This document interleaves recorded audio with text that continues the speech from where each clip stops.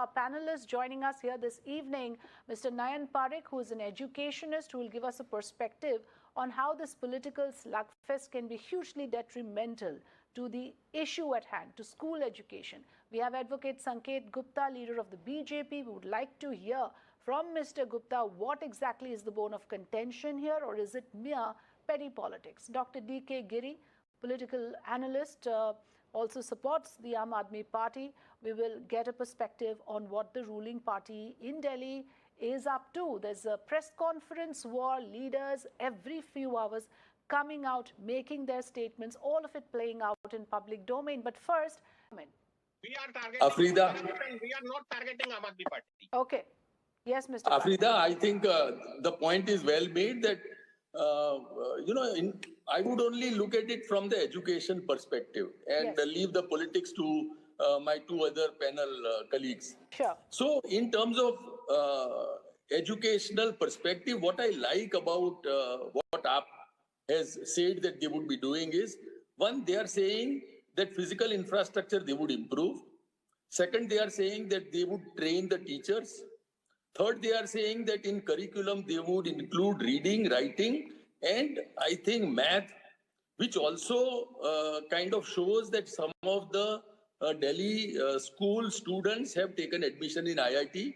Now they are preparing that the Delhi Municipal School students would have a good chance to go to NDA in terms of defense education. They are saying that they are more or less freezing the private education fees, which is also a good aspect. So these are the aspects which I think are very important. They are working on hardware, which is the basic hygiene factor of physical infrastructure, but they are looking at how the education would be delivered to the students. And I think that is more important. So one is that claims and counterclaims that from private schools are people shifting to public schools. And I think there, if the people are shifting and they are saying about 2.5 lakhs students have shifted from private school to now government school, I think that is encouraging. If IIT admissions are for these schools, that is encouraging.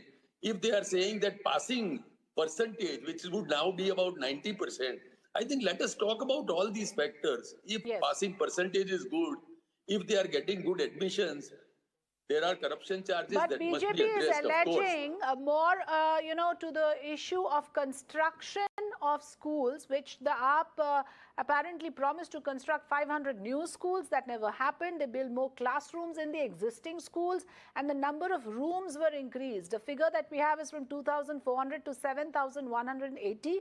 Now BJP claims even toilets were counted in this number just to pump up the figure.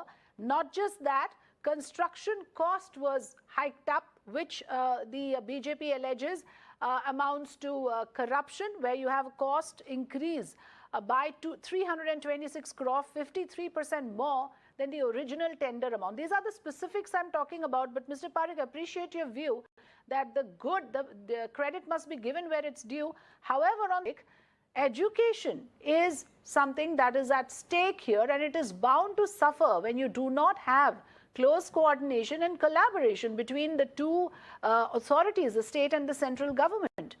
Do you agree? Very true. I feel that coordination is required, and even if there is, I think, party difference, we must be graceful in looking at children's education as of paramount importance. And you do politics at other places, but at least in this, you accept whatever is good. And you at least look at, corruption is different. Let CBI take care of it. If there is a corrupt person, he should be brought in charge and he should be punished.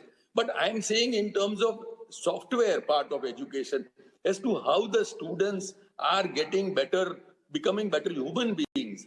Are they getting into IITs? Are they now going to go to NDAs? Are private school students now shifting to government schools because they are better schools?